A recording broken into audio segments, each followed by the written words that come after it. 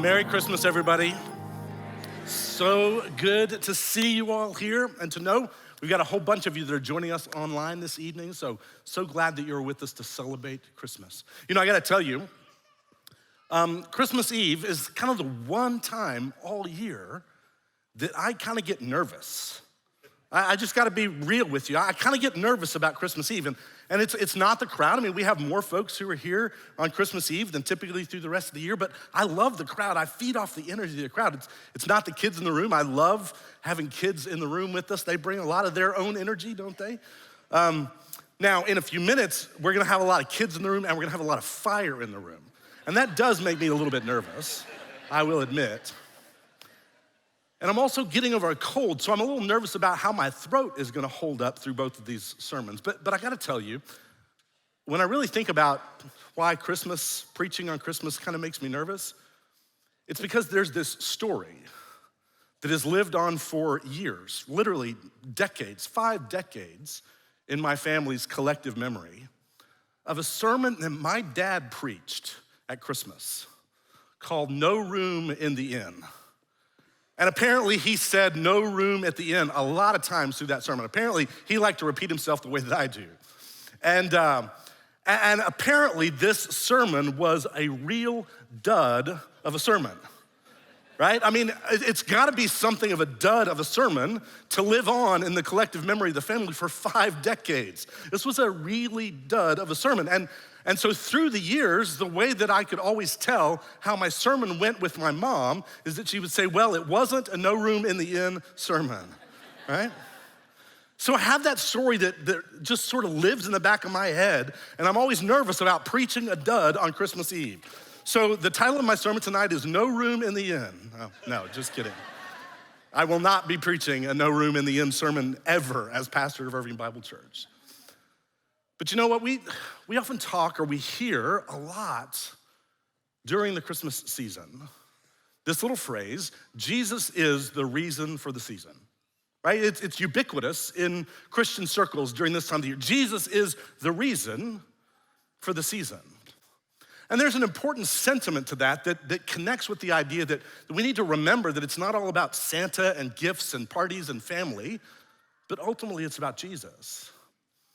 And yet I've been reflecting about the reason behind the reason for the season, right? The deeper reason for the season, the reason for Jesus. Or put it differently, why did Jesus come?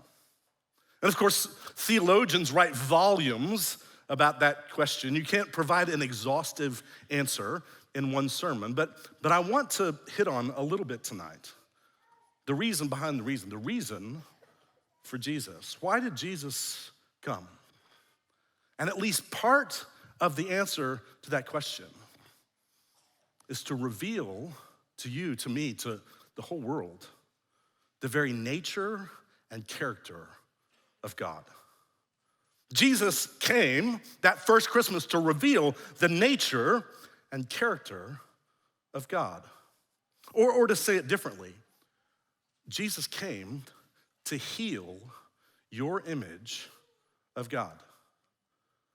You think about it, we come from all kinds of different backgrounds, all kinds of different cultures into this place, all kind of different religious experience, different denominations, perhaps some of you from literally different religious backgrounds. And there may be some of you even here tonight who would say, I don't really believe in God at all. But I would suggest to you that all of us, regardless of our background, culture, denomination, religion, or even those who say, I don't believe in God at all of us have an image of God. Even if you have perhaps walked away from the faith of your childhood, even if you deny the existence of God, you have an image of that God, an idea, a concept of that God that you've chosen not to believe in. All of us have an image, an idea, a concept of God. And Jesus came, the first Christmas, Jesus came to heal our image of God. I love the way that Paul speaks to this in 2 Corinthians chapter 4, verse 6, where he says, for God, who said, let light shine out of darkness, made his light shine in our hearts to give us the light of the knowledge of God's glory displayed in the face of Christ. The glory of God in the face of Jesus. In other words, it's not so much that Jesus is godlike, it's rather that God is Jesus-like. That Jesus shows us what God is like. And all of us form our own image, our own concepts, our own ideas of God, and yet it is Jesus who ultimately has come to heal our image of God. And there's 3 ways that I want to explore that with you tonight. 3 ways to understand more deeply who God is based on what we see in the life and the character of Jesus. And the first is this: solidarity in our struggles. Solidarity in our struggles. That is what the first Christmas is all about. In Matthew chapter 1, we get Matthew's version of the Christmas story. And Matthew narrates the events there that Joseph is pledged to be married to Mary, and he comes to find out that she's pregnant, and he knows it ain't his. And he decides that he's gonna divorce her quietly. He's gonna try to deal with this quietly and honorably. But then an angel comes and speaks to Joseph and tells Joseph that this child that Mary will bear is from God, and gives Joseph the name of which he is to call this child who is to be born. And then at the culmination, we hear these words in Matthew chapter 1, verse 22 and 23. All this took place to fulfill what the Lord said through the prophet: the virgin will conceive and give birth to a son, and they will call him Emmanuel, which means God with us. God with us, in solidarity with our struggles.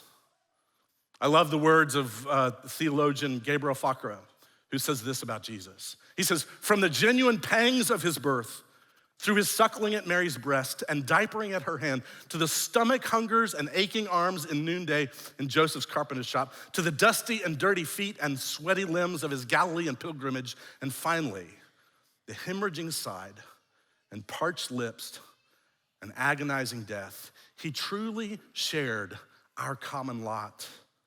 Identification with us is participation in all the ills to which mortal flesh is heir. Jesus came to be God with us. Solidarity in our struggles. You know, when we're struggling, that word with is surely one of the most important words. On Wednesday of this week, the best friend, one of the best friends of my daughter Kathleen, was in a terrible car accident. The truck rolled 4 times. The doctor said the seatbelt saved her life. They had to do an emergency surgery, and she is on the road to recovery, but her parents didn't know. All they knew at first was that she had to be care flighted from the truck after it had rolled 4 times. And so they immediately jumped in the car and drove, but they had 4 hours, 4 agonizing hours that they had to drive to go to be with their little girl. And as soon as my wife and our friend Ashley heard what had happened, they immediately jumped in the car and were on the road right behind them. They didn't know what they were getting into. They didn't know what they were gonna find, but what they knew is that when you are struggling, one of the most powerful words is with. They were there to be with those friends in their time of need. And I just wanna say, Dylan, if you're watching, we love you. We're praying for you. We know that you're in good hands, and we can't wait for you to get better and be back with us. We love you. Right? When you're struggling, one of the most powerful words is with, and Jesus came to be God with us, showing solidarity in our struggles. Second, Jesus shows us the nature and the character of God through his indignation at injustice. Indignation at injustice. You know, one of the most famous stories of Jesus is shortly before he goes to the cross, and it actually gives us some sense of how Jesus managed to get himself killed, because just a week before he went to the cross, Jesus comes into Jerusalem, and he comes into the temple, this place that is supposed to be the place where people have access to the presence of God. And Jesus sees that they've turned the whole thing into a marketplace, and they're charging exorbitant exchange rates. They're taking advantage of the poor, the helpless. They're exploiting people. And Jesus is indignant in the face of injustice. And so we don't get in this scene gentle Jesus, meek and mild. We get Jesus, the table flipper, because he is indignant in the face of injustice. And sadly, down through the centuries, there have been times where his followers haven't shared the same indignation. Rather than being indignant in the face of injustice, we've been indifferent in the face of injustice. And yet Jesus has come to heal our image of God, to show us what God is really like. And in him we see indignation in the face of injustice. I love the way that theologian Cornel West puts it when he says, justice is what love looks like in public. And I love those words of my favorite stanza of my favorite Christmas hymn. Truly he taught us to love one another.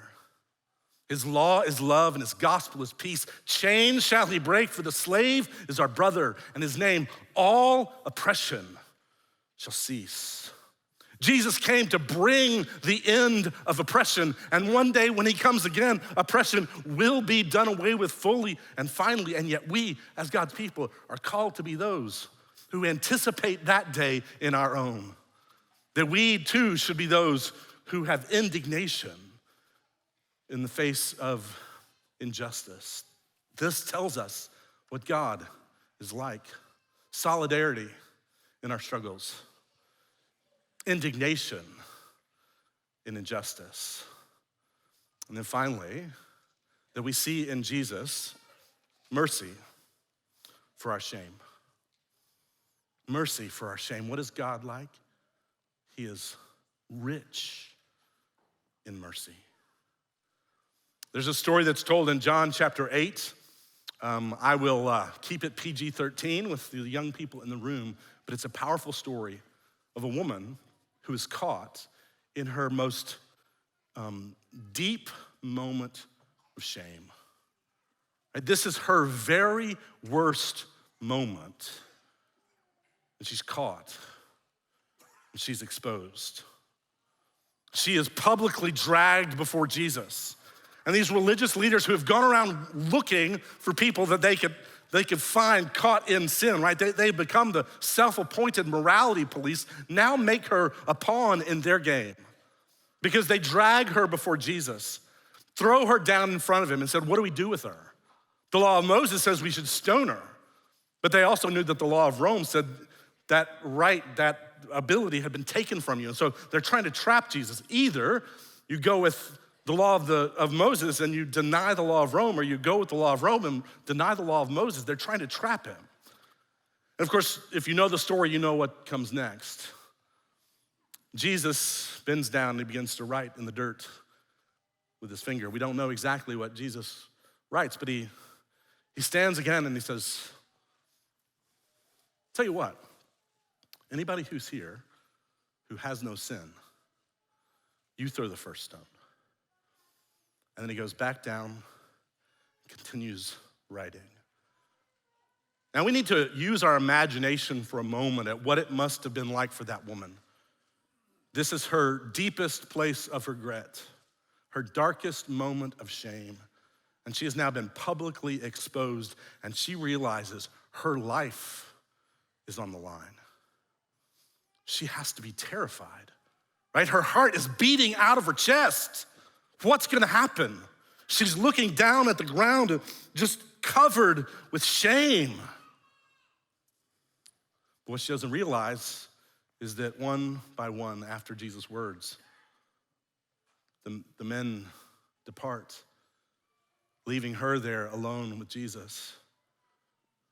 And then we see in John 8, beginning verse 10, Jesus straightened up and asked her, "Woman, where are they? Has no one condemned you?" She looks around and realizes they're gone. She says, "No one, sir."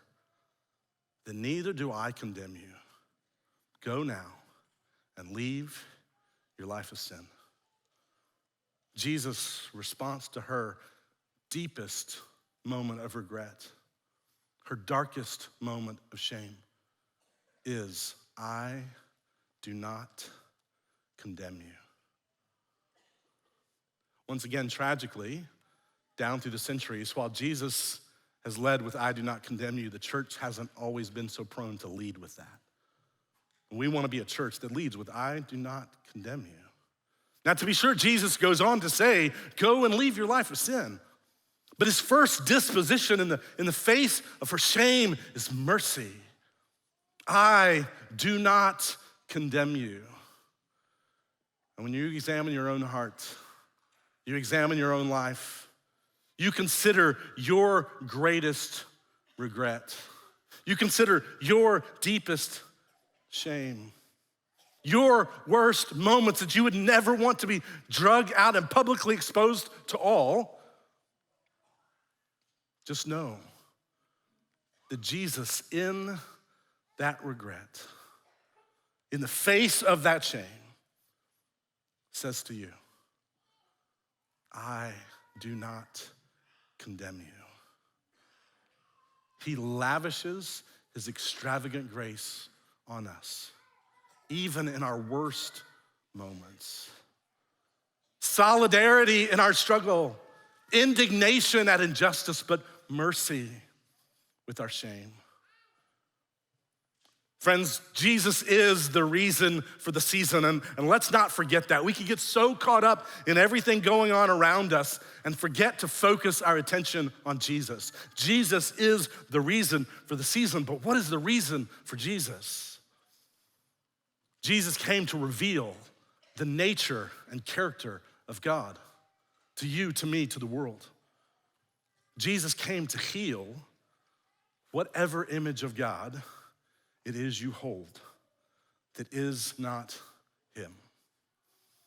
And he shows us what God is really like. Solidarity in our struggle, indignation at injustice, mercy for our shame. Would you join me in prayer?